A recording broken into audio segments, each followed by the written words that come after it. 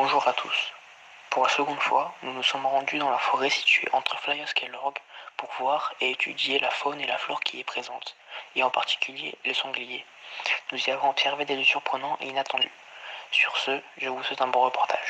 On peut voir c'est les anciennes cabanes en pierre sèche. Donc là on peut voir qu'il y avait des tuiles un peu par terre.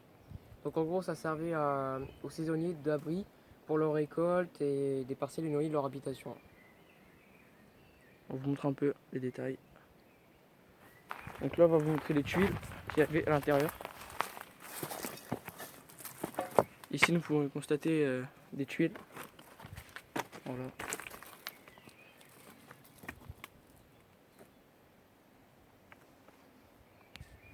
Donc là on va se diriger vers les puits et les anciennes bâtisses. Et on va vous expliquer comment ça a été construit, avec quels matériaux et comment. Donc là nous venons de trouver le puits. Donc le puits a été construit au XXe siècle, c'était pour alimenter les campagnes voisines. Donc les paysans venaient ici prendre l'eau et ils repartaient chez eux. Voilà, donc ça c'est les ressources des paysans avant. Voilà, on vous montre un peu l'intérieur.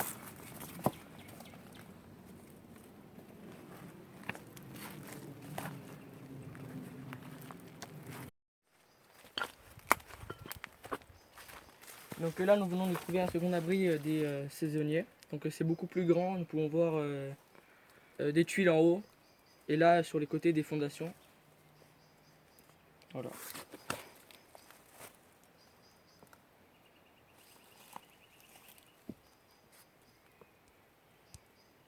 Actuellement nous nous rapprochons d'un champ d'oliviers et nous allons vous montrer aussi tout en haut les bâtisses des chasseurs.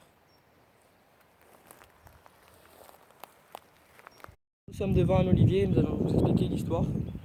L'olivier est un arbre fruitier qui produit des olives. Et l'olive est un fruit consommé sous diverses formes et dont un extrait est des principales huiles alimentaires, l'huile d'olive. C'est la variété domestiquée depuis plusieurs millénaires et cultivée principalement dans les régions de climat méditerranéen. De l'une des sous-espèces de l'Olea europea, une espèce d'arbre et d'arbustes de la famille des Oleacées.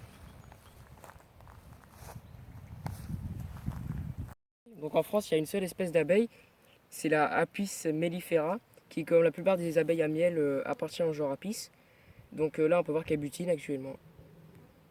Elle butine et elle reviendra sa ruche.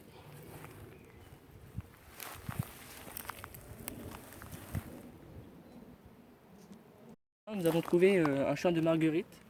La marguerite ou marguerite commune, c'est une plante herbacée vivace de la famille des Asteraceae. Ou alors c'est une plante aussi qu'on peut appeler l'Enchantheum vulgare. Actuellement, nous venons de trouver un ancien entrepôt de chasseurs. Donc il a été créé à la fin du XXe siècle. Donc il servait aux chasseurs d'accrocher leur proie. Donc là on peut voir un peu le son. Donc ça servait aux chasseurs d'accrocher leur proie et les laisser là. Et les reprenaient dès qu'ils partaient. Et vider le sang des sangliers grâce à cet objet-là. Nous avons trouvé des traces de sangliers. Donc on peut voir qu'elles sont très espacées et que c'est très profond car les sangliers cherchent leur nourriture sous la terre. On peut voir aussi que c'est des traces de sangliers car c'est pas des moutons qui vont faire des grosses traces comme ça, ni même des lapins. On vient de trouver une seconde bâtisse, donc toujours un entrepôt de chasseurs qui était bien plus grand que l'autre. Donc on va se diriger à l'intérieur. On peut voir que ça a été abandonné il y a un petit moment, hein, parce que rien n'est construit. On peut voir que l'escalier s'est écroulé aussi. Et on ne peut pas monter au second étage. Ensuite, il y a une autre entrée. Donc là, toujours la même chose. Hein. Là, on peut voir des chaises, des tables. On peut voir aussi que les pierres sont noires. Donc, car il y a une cheminée. Il doit y avoir beaucoup de feu là-dedans, je crois. On peut voir des roues de vélo. C'est un peu le bordel en fait. Et là, on peut voir aussi une chaise accrochée qui fait assez peur. On se demande ce qu'elle fait là. Voilà. Pour voir les sangliers peut-être. Sur notre chemin, nous avons trouvé une bouteille accrochée à un olivier. Donc cette bouteille là, dedans il y a un insecticide qui sert à neutraliser tous les insectes qui essayent de manger les olives.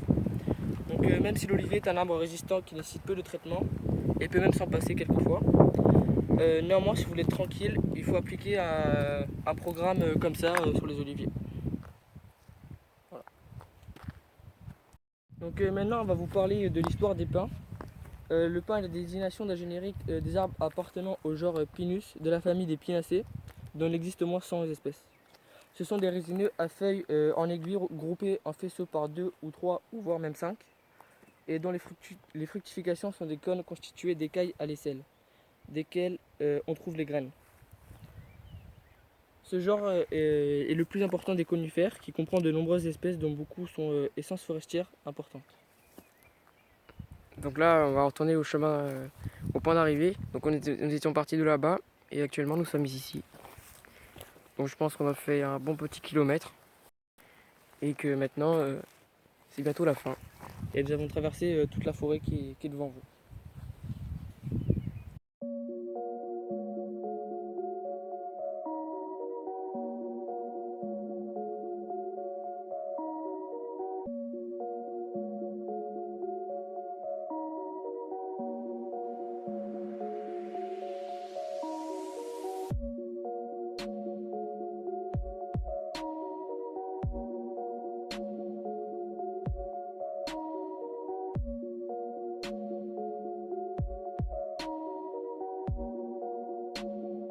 Hop. On verra.